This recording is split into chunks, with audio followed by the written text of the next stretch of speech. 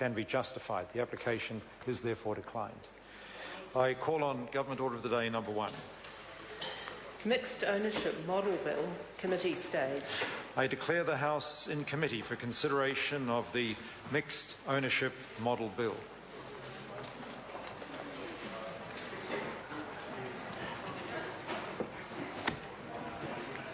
Mr. Speaker. Mr. Chairman.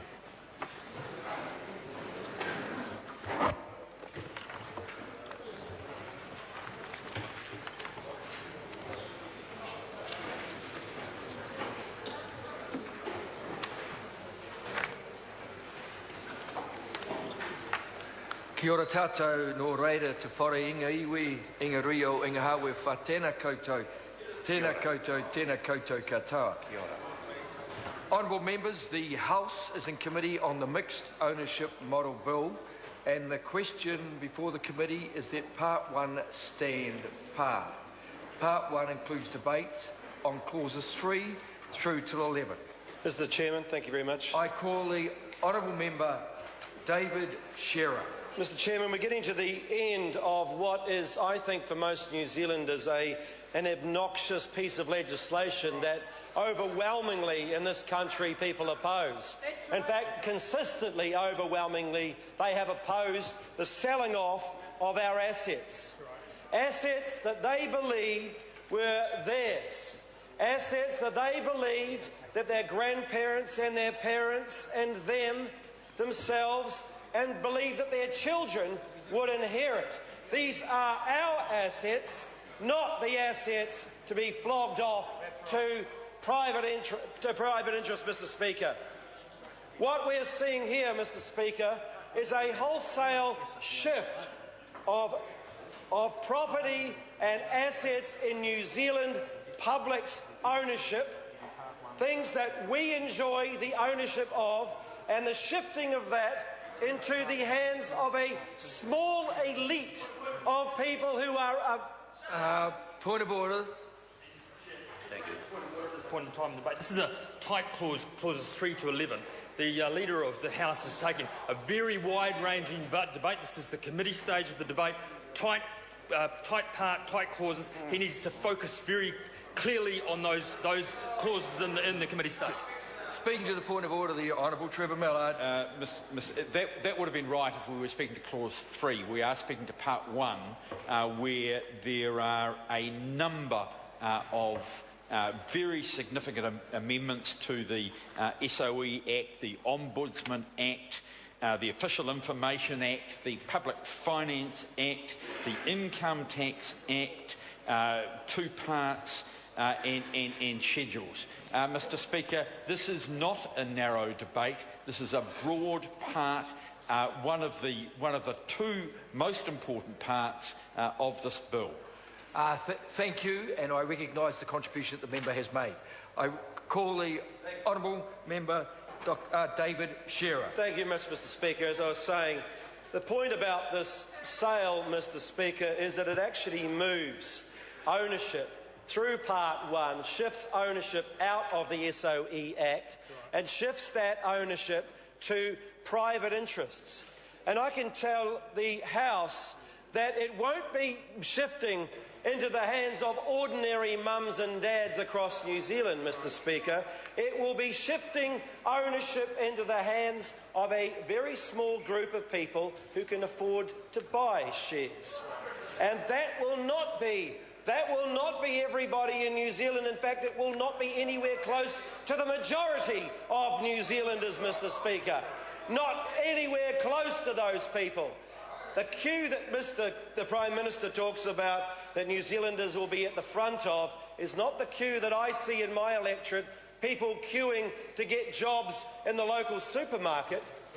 Not that queue.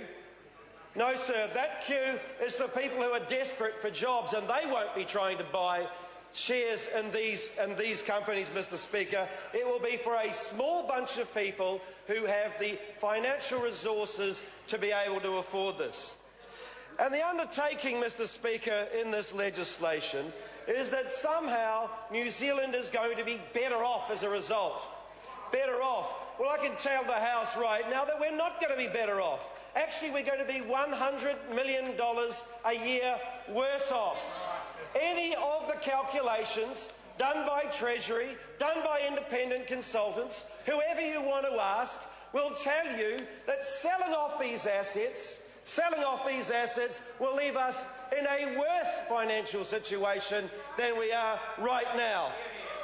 Absolutely.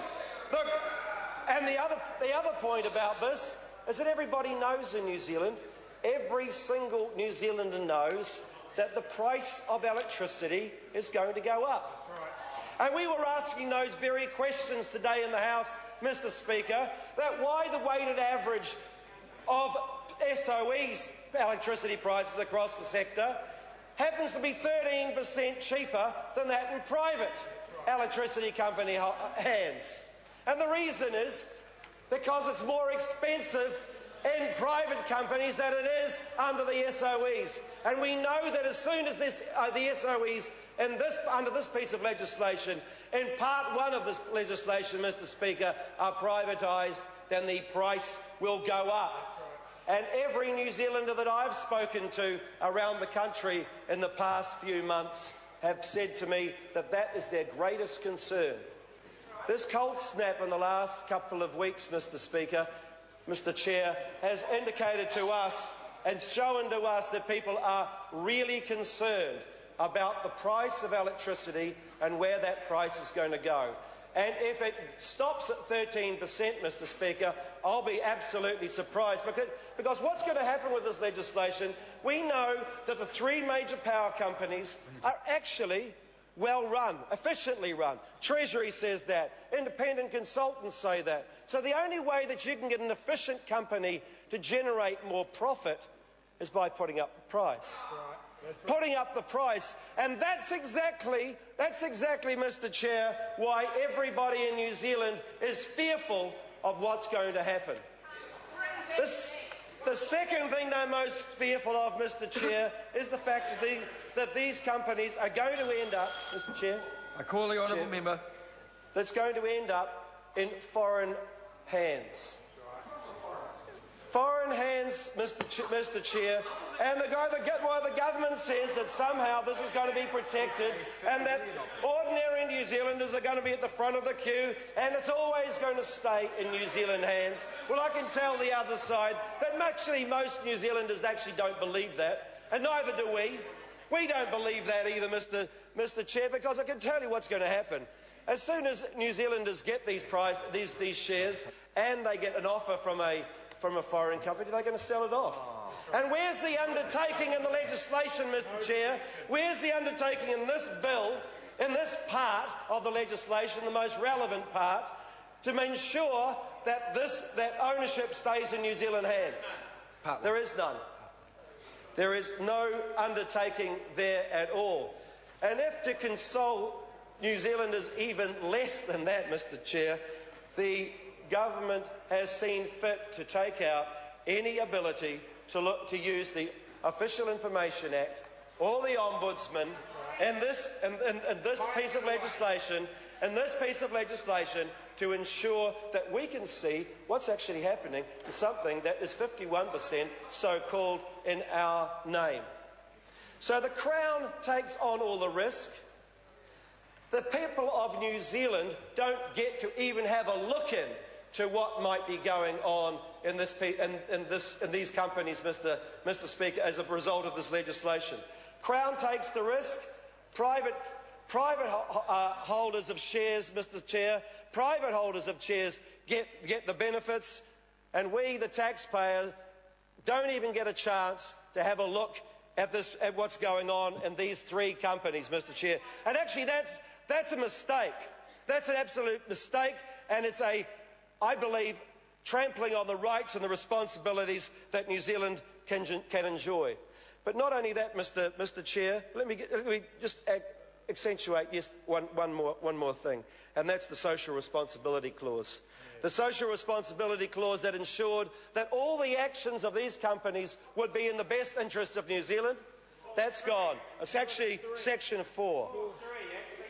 Section 4, Clause 3. The social responsibility clause, which would enable that these companies take responsibility and care for the communities in New Zealand, that's gone. That's gone. So what have we got, Mr Chair, as a result of this piece of legislation? We know that most of those shares will end up in foreign hands. We know that electricity prices will go through the roof. We know that we will never get a chance to have a look at what's going on in these companies because we've been denied that opportunity by the OAA and the Ombudsman. And, Mr Chair, any sense of responsibility that this Act might give to New Zealanders to know that power prices and that communities across New Zealand are being looked out for is particularly gone. And if that's not enough, Mr Chair, right now the government has no clue on how much these companies are going to be sold for. No clue. 10 billion, 7 billion, 6 billion, 6.5 billion it went up to. It's a guess, and not even a best guess, to quote the Finance Minister. So in the midst of a global financial crisis, this government is seeing fit to sell off our most potent assets, our most valuable assets, overseas for a price they cannot even get close to guaranteeing. And Mr Chair, if that's not a shoddy piece of government policy that New Zealanders will be voting down in the referendum, sir, I don't know what is. Thank you. Chairman. Chairman. I call the Honourable Minister Bill English.